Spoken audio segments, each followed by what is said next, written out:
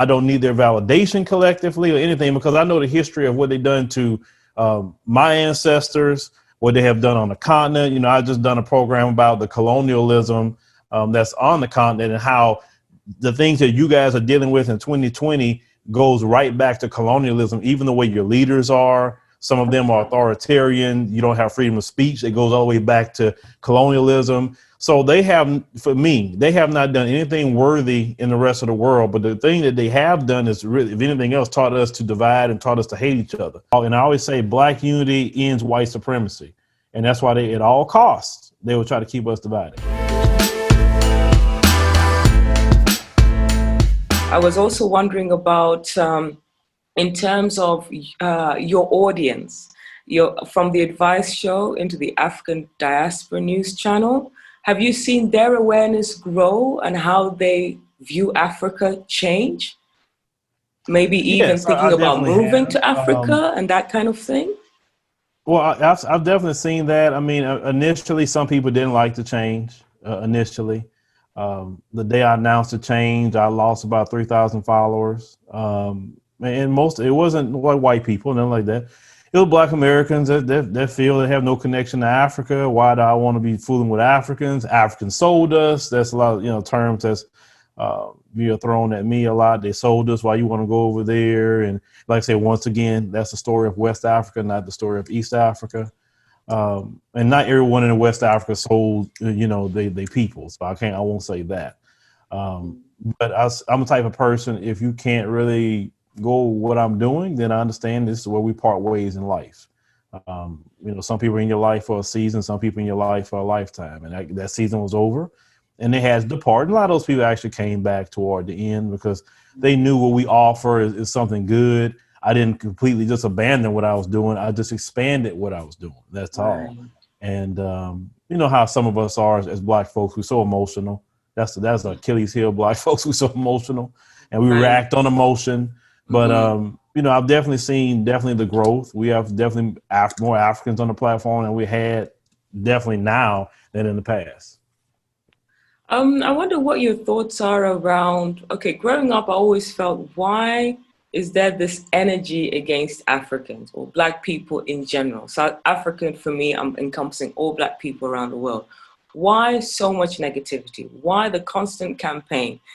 I want to ask you that question. I have my point of view about that, but why do you feel that there's this constant need, educationally, historically, through entertainment, through the banking system, through access?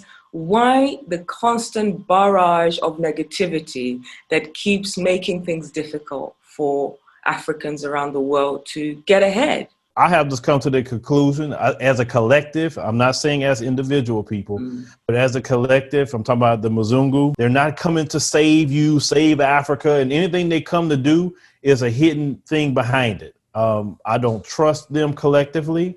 I don't need their validation collectively or anything, because I know the history of what they've done to my ancestors, what they have done on the continent. You know, I just done a program about the colonialism that's on the continent, and how the things that you guys are dealing with in 2020 goes right back to colonialism, even the way your leaders are. Some of them are authoritarian. You don't have freedom of speech. It goes all the way back to colonialism. So they have, for me, they have not done anything worthy in the rest of the world. But the thing that they have done is really, if anything else, taught us to divide and taught us to hate each other. What makes me sad is that to see the continent of Africa, which I feel if you lose Africa, you lose it all. As black people, you don't need the Chinese, you don't need the Lebanese, the Indian, etc. Right? Everything is literally right there on the continent, literally. And it saddens me that, we allow, and I say we do allow people to divide us, people to sell us out. And we would be actually the top people in the world. We are the top people in the world. They know this. This is why they invest their time in keeping us down, keeping us destitute, keeping us poor, keeping us divided. There was a memo back even in the 1970s where President Jimmy Carter, Memorandum 46, you can look it up, where they said, do not allow the Black Power revolutionaries to connect with the Africans on the continent, because they're going to mess up, our interests there. They've always wanted to keep us divided. You understand? Because they benefit. And I always say black unity ends white supremacy. And that's why at all costs, they will try to keep us divided. Yeah, it's very interesting because on my end, I've been studying ancient African history for my own work and projects. And the deeper I dive into it, I've come to the conclusion that a lot of the information that we're being given over the centuries, we already had. And it's almost, I call it a copy and paste culture. And the only way you can take from somebody is if they believe they have nothing. The only way you can steal from a people is they think they're poor and have nothing. And yet we come from the richest continent in the world. So we must have something beautiful within us. So I feel there's some magic between us, but we're out of sync with each other. I think that's what keeps us apart. And of course, a lot of Black people or Africans benefit from selling us out. Could you tell me a bit more about that? Yeah, well, there was a time, definitely during the slavery times where through mandatory manumission, you can, actually get yourself off the plantation if you had prevented, let's say, a slave rebellion from happening, or you was a slave that was real smart. They usually give the smart slaves the name Benjamin. They maybe create an invention and it makes the white man, a lot of money.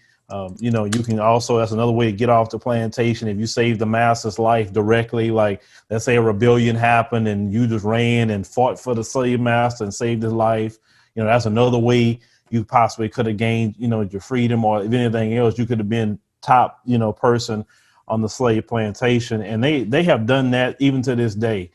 This is why you have leaders on the African continent that will sell you out. And they would go to Europe, wherever, for their medical care, while the medical care for the citizens is crap. Well, let me not use that word because people don't understand the word. It's horrible.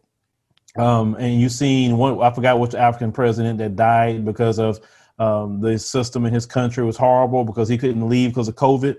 I don't know, was it the president of, I was in Mali, or one of them presidents that died of COVID because he couldn't get the proper treatment. And now, so they looking at their medical system now and say, well, you should have been solved that a long time ago. Also, what frustrates me as well, when I arrive, when we come to the continent, we like, oh, great, no racism, not dealing with all those problems. And then what we see, and I've seen it with my own two eyes, and it kind of sickened me personally. When you see the people that colonized Africans and also enslaved my people, but when they show up in some cargo shorts and a polo shirt looking very, very broke, because I know broke white folks when I see them, and I know white folks got money when I see them too. And they show up and like, oh my God, they're here. And I'm like, oh, I put my head down. I just can't believe that. I hate to see that. But I know a lot of that is led, from the religion aspect. I did a whole program about it recently about if we want to be free as a people, we got to get rid of white Jesus, not the real one, but I'm talking about white Jesus. That's been a big problem. That's how enslaved and colonized.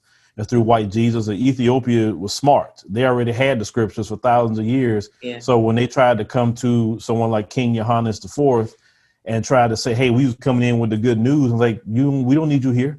Well, we got that already. That's why they couldn't come in there like that.